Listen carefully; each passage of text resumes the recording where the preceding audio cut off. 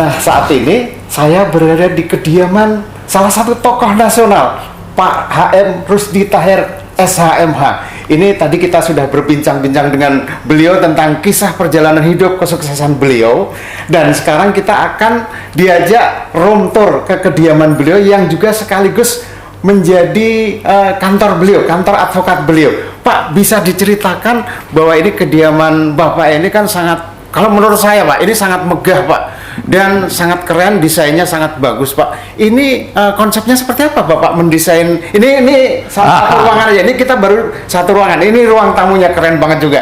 Ini biasa aja, ini sederhana, ya. Rumah saya ini saya beli pada waktu saya masih anggota DPR. Itu tahun 92, jadi sudah 30 tahun yang lalu. 30 tahun lalu. Jadi ya saya sendiri yang desain ya, dengan beberapa teman-teman yang memang ahli soal interior. Ini murah-murah saja, jadi boleh dikatakan tidak mewah sih ya, biasa-biasa saja. Cuman saya suka kayu-kayu. Jati semua nih Pak ya? Ya, jadi biar nuansanya tradisional gitu, bahwa kita di Indonesia.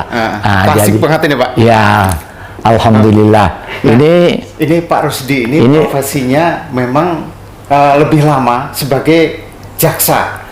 Nah, ini ada satu foto. Ini yang menurut Pak Rusdi ini sangat apa nih Pak? Kenangan apa dengan? Ya, ini foto saya pada waktu saya masih menjabat Kepala Kejaksaan Negeri Jakarta Barat. Jakarta Barat. Jadi masih pangkatnya masih bintang 1, ya.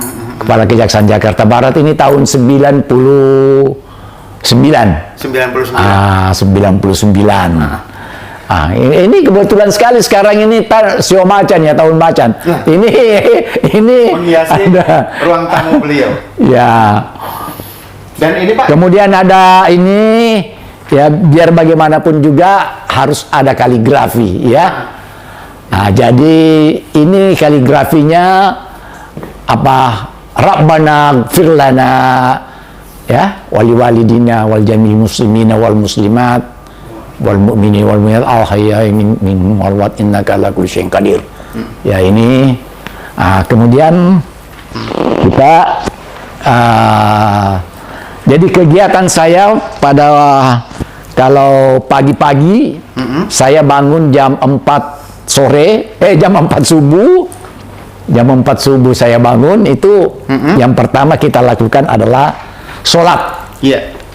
Sholat subuh. Sesudah sholat saya langsung olahraga. Saya punya ruangan kecil olahraga di sini, ya. Walaupun kecil tetapi bisa agak gelap ya. Ini ada ruangan olahraga saya, ya. Ini ada treadmill, ada angkat beban, ada sepeda statis. Ya, jadi ini saya olahraga di sini. Biar badan bugar. Karena olahraga itu membuat bukan hanya badan sehat, akan tetapi juga pikiran menjadi fresh. Jadi tidak hanya sekedar olahraga, tapi juga hiburan buat Pak Rusdi, olahraga. Jadi memang Pak Rusdi ini di masa-masa sepuh beliau atau di usia udah 73. Alhamdulillah. Tapi masih segar. Jadi beliau memang betul-betul menikmati di masa sepuhnya, gitu. Pak, jadi kunci hidup kalau menurut Bapak itu seperti apa nih Pak? Jadi hidup itu adalah bagaimana kita bisa, kalau saya sekarang ini ya, enjoy life aja. Jadi istiqomah, tetap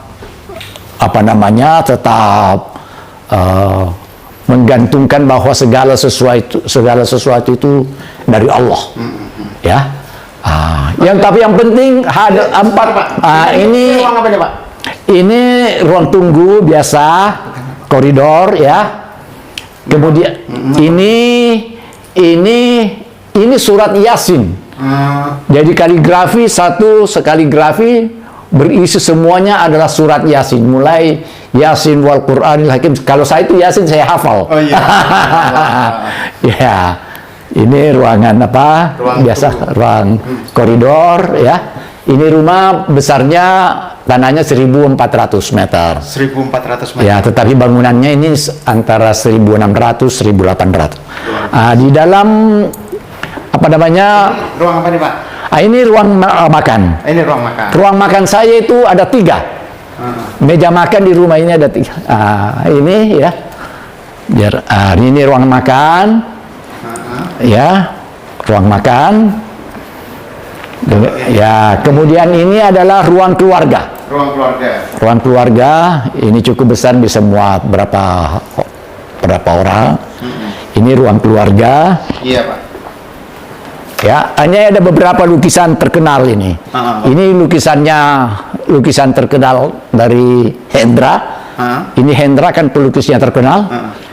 Ini masternya Hendra punya. Ini masternya. Hendra itu juga Hendra. Ini ruangan keluarga. Jadi kumpul-kumpul keluarga. Iya. Di sini kemudian karena dalam masa-masa pandemi sekarang kita lebih banyak apa? Oh sebentar Pak, ini Ya. kalau menurut saya ini juga foto-foto sangat Iya. sangat. Ini foto Pak Rusdi dengan Ini Pak Jaksa Agung. Ini dengan Presiden SBY. Pak Susilo Bambang Yudhoyono. Ini dengan Pak Agung Laksono. Ini Agung Laksono. Ada beberapa teman semua ini. Dan ini dengan Ini Hairul Tanjung. Oh Hairul Tanjung. Ya, Hairul Tanjung. Skop. Ya, ini Bang Yos. Nah, ini yang keren banget Bang Yos. Ini Abu Rizal Bakri. Bang Ical. Bang Ical. Ada beberapa di sana juga banyak. Kita lanjut ke ruang apa nih Pak ya? Ini ruang kerja. Ruang kerja. Oh sebentar Pak, ini ada foto dengan Ini ada foto sama Pak SBY Pak SBY dan Ibu Megawati. ini waktu Presiden Megawati dulu ya, baru SBY. Betul. Itu ada, ya. Ya.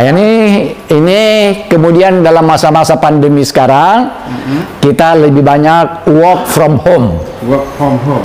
Makanya saya robah sedikit, saya buat ruang kerja. Inilah ruang kerja saya. Ya. Sebagai kantor. Ya, jadi menerima klien. Karena saya bergerak di bidang hukum, maka ada patung Dewi Keadilan. Dewi Keadilan ini. Dewi Keadilan. Ini juga foto saya di belakangnya. Ini foto usia waktu berapa nih Pak? Ya 50 sekian, 52, 53 ya. Ini ada beberapa teman-teman, ada Fadil Imran, ini teman saya. Fadil Imran ya. Pak Nur Rahmat. Bukan, ini Febri sekarang Jampitsus. Oh, iya. Ini anak bos saya dulu. Oh. Staf saya. Ini Jaksa Agung. Jaksa Agung. Ini ada Hotma Sitompul. Ini ada Nirwan Bakri, Pak Yusuf Kalla, Ibu Siti Jamalia Lubis, Iya. Pak Wiranto, ya. Agung ini sekarang duta besar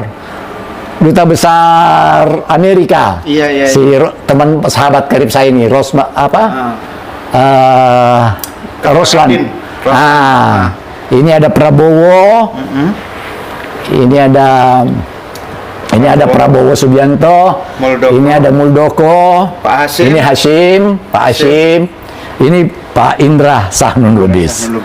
Ini. Iya. Ini biasa saya terima tamu di sini. Kalau klien ya di sini biasa. Nah ini biasa. Memang tempat Pak Rusdi menerima tamu di sini. Nanti kita masih ada ruangan lagi. Oh banyak ya. Saya karena boleh dikata hidup ini kan harus juga santai, ya. Makanya di rumah saya ini ada juga ruangan karaoke. Iya. Ada ruang bermain catur, ya. Saya ini ruangan ini. Ini kalau ada tamu-tamu saya yang suka main catur, ini main catur. Oh iya. Ini tempat. Karena biar bagaimanapun juga kita ini juga perlu ada musola. Oh iya. Jadi saya walaupun kecil ada musola, Tempat sholat. ya tempat sholat, ada apa namanya menghadapnya ke Ka'bah, makanya ada wallpaper Ka'bah. Iya. Ini lukisan sangat terkenal, ya. Ini lukisan dari siapa namanya? Yang paling terkenal itu Raden Abdullah, ya siapa? Iya, Raden Saleh. Raden Saleh. Raden Saleh. Iya. Ini lukisan dari Raden Saleh. Baik, kita ke Ya, ruangan terus karaoke. ya. Saya ada ruang karaoke cukup besar, ada hampir 200 meter ya. Mulai dari sini, tapi agak berantakan, nggak apa-apa. Nggak apa-apa. Oke. Ini adalah ruang karaoke saya, karena kebetulan istri saya itu juga penyanyi. Oh iya. Ya, jadi kita di sini, ya coba nyalain ini. Luar biasa.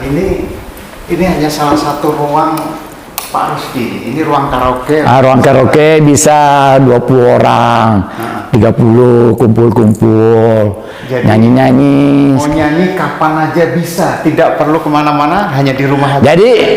Jadi prinsip saya, kita tidak perlu lagi ke tempat gym. Ada ruangan sendiri olahraga. Tidak perlu lagi kita pergi karaoke. Ada. Apa namanya, kita bikin sendiri, walaupun sederhana. Bukan sederhana ya Pak? Ya. Megah dan mewah Pak. Dulu ini kamar tidur ya saya sulap.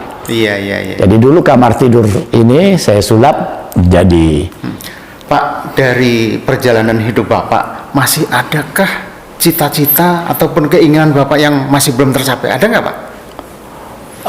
Mungkin agak kesini agak terangan Pak. Ya, jadi saya boleh dikatakan sudah tidak lagi hidup saya sekarang tidak lagi mengejar duniawi.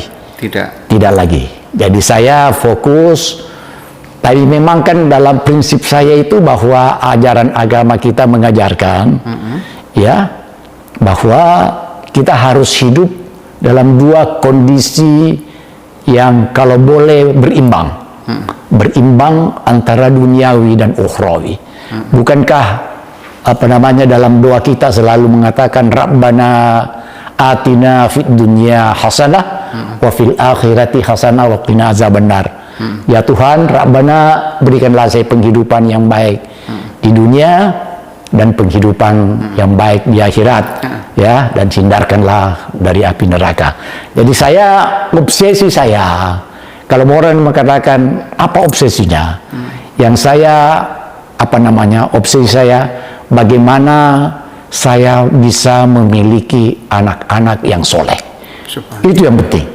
Karena dalam manusia ini kalau dia meninggal, ada 3 hal yang amalnya tidak pernah putus. Dan itu saya usahakan. Yang pertama, bahwa ilmu pengetahuan yang bermanfaat. Oleh karena itu, sekecil sedikit apapun pengetahuan itu kita harus bagi sama orang. Karena itu adalah amal. Yang kedua, amal jariah. Dan disebut amal jariah itu amal yang walau kita sudah meninggal, Islam jalan. Makanya obsesi saya dengan istri, dengan anak-anak, bagaimana kita membuat yayasan. Ya nanti apakah saya buat tempat tahfidz Al-Quran, orang membuat pesantren, tapi karena modal sudah kurang, sudah susah. Ya, jadi saya ada bangunan, saya memang rencanakan bagaimana kita bisa bermanfaat, apakah tempat pendidikan kah, apakah tempat untuk tahfidz Al-Quran. Jadi kalau dikatakan obsesi saya sekarang tidak lagi ke duniawi, tapi lebih banyak ke ukhrawi. Ya, satu lagi tadi anak soleh berarti. Anak soleh yang penting. Yang penting sehingga dia bisa mendoakan kita pada waktu pada kita sudah tidak ada. Walaupun demikian, jadi saya pada dasarnya menjalani pola kehidupan itu memegang 3 hal yang pokok. Yang pertama, jaga pola makan. Kita macam begini ya. Jadi saya itu paling jaga pola makan. Kalau mau hidup sehat, jaga pola makan. Pola makan itu filosofinya cuma dua, enak dan sehat buat kita. Sehat buat orang lain belum tentu sehat buat kita kan. Yang kedua, jaga pola pikir, jangan terlalu banyak ambisi, jangan terlalu banyak keinginan, jangan terlalu banyak nyinyir orang, jangan membuat ketidakseimbangan sosial. Jaga pola hidup, ya pola hidup itu 3 saja, makanan bergizi cukup untuk tubuh, istirahat yang cukup, dan olahraga yang cukup. Ya kita yang penting istiqomah. Saya termasuk orangnya enjoy life. Iya. Artinya enjoy life itu menikmati saja. Saya tidak mau lagi pikir yang ribet-ribet. Iya. Saya tidak mau lagi apa yang membuat, jadi kalau ada membuat kegaduhan. Satu pesan saya pada anak-anak sekarang ini, pegang teguhlah 4 hal yang saya singkat bahwa ini akan membuat bangsa kita baik. Yang pertama, bahwa setiap anak muda itu harus punya patriotisme. Ya, patriotisme artinya orang berusaha itu tidak pernah kenal menyerah. Ya, dia giat ya. Jadi punya patriotisme. Yang kedua, yang sekarang yang lebih penting ini, harus anak-anak muda punya perasaan yang toleransi, bisa menerima perbedaan. Bahwa bangsa kita berbeda-beda, agama beda, suku beda, bahasa beda, tapi kita satu, Bhinneka Tunggal Ika. Jadi harus toleransi, itu harus ditanamkan. Itu tanamkan saya kepada anak-anak. Yang ketiga, ulet. Ya, tidak ulet artinya jangan malas. Ya, bangsa ini kita butuh 2 hal, ya. Kita butuh bangsa yang akhlaknya bagus, akan tetapi dia juga pekerja keras. Ya, jangan akhlaknya bagus tapi dia malas, ya kan? Jangan juga karena dia cerdas, tapi akhlaknya rusak. Harus ada seimbang. Ulet. Yang kemudian yang terakhir saya katakan bahwa setiap anak bangsa harus selalu memiliki nasionalisme yang tinggi. Dia harus lebih mementingkan kepentingan negara, kepentingan bangsa dan negara ketimbang kepentingan segala-galanya. Itu. Dan yang terakhir, saya ingin pesan supaya selalu berusaha untuk selalu berkata santun. Berkata santunlah. Ada filosofi dari siapa? Dari seorang Lao Tse ya, mengatakan bahwa berkata santunlah selalu. Karena berkata santun itu tidak akan merusak lidah dan bibir Anda. Jadi usahakan berkata santun. Nah, ini luar biasa sekali quote-nya dari Pak Rusdi Tahir. Ada lagi. Jadi kalau saya melihat ada beberapa hal fenomena ya. Fenomena kehidupan ini yang harus kita lihat. Kenapa sekarang orang gampang marah? Ya, di mana-mana saya lihat marah, melapor, ya. Yang kedua, gampang membenci. Ya, sedikit-sedikit benci boleh di media sosial. Jadi orang sekarang gampang marah, ya, cepat membenci, sulit memaafkan. Ya, saya lihat kenapa ini terjadi. Hanya satu sebabnya, yaitu karena orang tersebut belum bisa berdamai dengan dirinya sendiri. Oleh karena itu, kita harus biasakan bisa berdamai dengan diri kita sendiri. Subhanallah, alhamdulillah. Nah, itu pemirsa. Jadi ini sangat inspiratif sekali kisah Pak Rusdi Tahir, dan kita alhamdulillah sudah diperkenankan beliau ini room tour di kediaman beliau yang sangat, kalau menurut saya sangat megah dan keren banget. Dan satu lagi, ini di usia beliau yang sudah 73 tahun, ternyata kondisi fisik beliau ini masih sangat sehat. Masih alhamdulillah. Olahraga masih bisa, jalan masih bisa, makan aja masih bisa, Pak ya. Semua bisa. Luar biasa. Jadi saya termasuk orang yang cukup rutin memeriksa kesehatan. Ya, bukan 3 bulan, bukan 6 bulan, 3 bulan. Saya setiap bulan cek. Terakhir 2 minggu lalu saya cek kesehatan saya, alhamdulillah. Gula saya sebelum puasa cuma 88. Ya.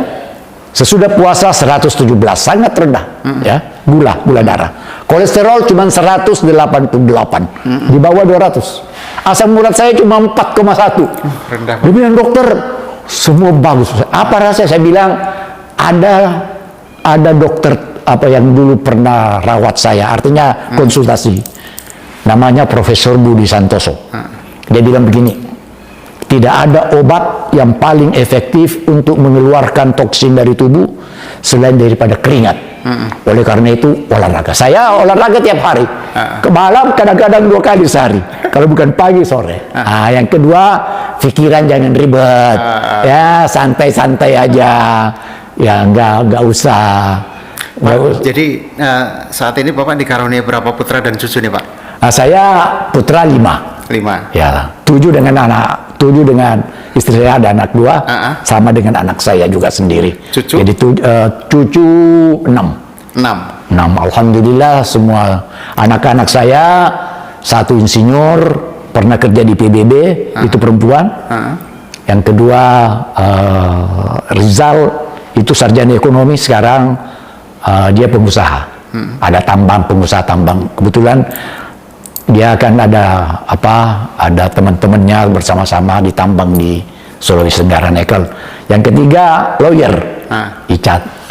Bang Ical. Ical itu pengusaha. Oh, Bang. Icat Rishad, Muhammad Rishad. Jadi nama lengkapnya itu Muhammad Rizal Rusdi, kemudian Rishad Arhamullah, Ridho, ada Rifki, ada Keisha, ada Quincy. Jadi 7 semuanya. Baik, terima kasih sekali nih Pak, waktunya sudah Alhamdulillah bersama kami. Mudah-mudahan nanti kita diajak room tour juga di villa Bapak. Oh ya, insya Allah boleh. Juga ini villa Ya. Pak Rusdi di Puncak. Nanti mudah-mudahan. Oh, belum pernah sudah? Belum Pak. Oh ya, kapan-kapan. Nah, ini nanti. Boleh kalau dengan keluarga kalau mau. Yes. Kapan-kapan tinggal telepon saya boleh pakai. Baik. Boleh. Kalian room tour juga Pak. Oh iya, boleh. Sana, Boleh. Boleh. Karena itu pemirsa, jangan kita harus tetap mengikuti di Mediasi Channel untuk mengikuti kisah-kisah menarik Pak Rusdi Tahir dan juga kisah ataupun cerita-cerita menarik yang lainnya. Dan oleh karena itu tetap menyaksikan Mediasi Channel.